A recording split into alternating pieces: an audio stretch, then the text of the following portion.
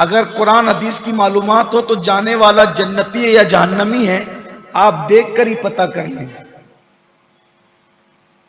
اگر مرتے وقت ایسی آواز نکلے حلق سے جیسے جانور ذبح کرتے ہوئے، نہیں وہ بچڑا گڑ گڑ گڑ کی جو آواز نکالتا ہے بھیانک سی آواز، اگر ایسی آواز نکل رہی ہے تو علامت اچھی نہیں ہے۔ یعنی معاذ اللہ یہ نہیں کہتا کہ وہ جہنمی ہے، لیکن یہ کہتا ہوں احتیاط سے علامت اچھی نہیں ہے، اس کے لیے کثرت سے مغفرت کی دعا کرنا چاہیے۔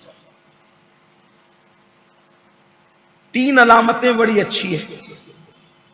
نمبر 1، موت کے وقت کسی کی پیشانی پر پسینہ آ جائے، یہ جنتی ہونے کی نشانی۔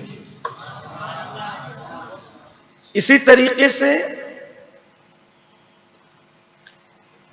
ناک کے نتھے پھول جائے، یہ بھی جنتی ہونے کی نشانی۔ اور آنکھ میں آنسو آ جائے، مرتے وقت آنکھ میں آنسو آ جائے، یہ بھی جنتی ہونے کی نشانی۔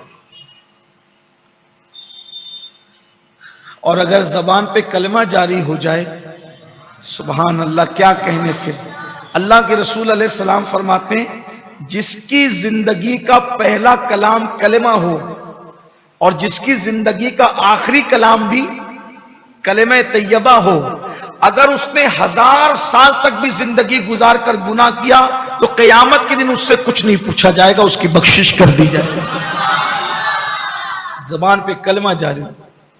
اب یہاں پر تھوڑی سی گفتگو زبان پہ کلمہ جاری ہو اس پر، اور جن کی زبان پہ نہیں جاری ہوتا اس پر کچھ باتیں سماعت کر لیں۔ نمبر 1، حدیث پاک میں آتا ہے کہ جو لوگ دنیا کے اندر مسواک کثرت سے کرتے ہیں، انشاءاللہ جب وہ مریں گے تو ان کی زبان پہ کلمہ جاری ہوگا۔ مسواک کر لیں۔ اسی طرح جو ہمیشہ باوضو رہتے ہیں ان کی زبان پہ کلمہ جاری ہوگا۔ ایک لڑکے کا انتقال ہو رہا تھا، نوجوان لڑکے کا انتقال ہو رہا تھا۔ اصحاب مصطفیٰ صلی اللہ علیہ وآلہ وسلم اس کے سرانے جلوگر تھے اور کلمے کی تلقین کر رہے تھے، لیکن اس کی زبان پہ کلمہ نہیں آ رہا تھا۔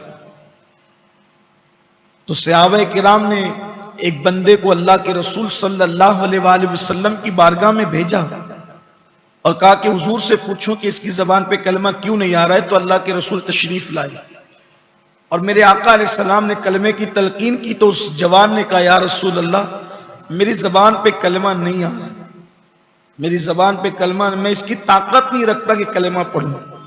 تو اللہ کے حبیب علیہ السلام نے پھر فرمایا کیا اس کی ماں حیات ہے؟ تو لوگوں نے کہا ہاں، تو کہا بلا اس کو۔ اس کی ماں کو بلایا تو پوچھا کہ تو اس سے راضی ہے کہ ناراض ہے؟ اس کی ماں نے کہا کہ میں اس سے ناراض ہوں۔ تو آقا کریم صلی اللہ علیہ وآلہ وسلم نے فرمایا اگر میں آگ جلاؤں اور تیرے بیٹے کو اس میں زندہ ڈالنے کی بات کروں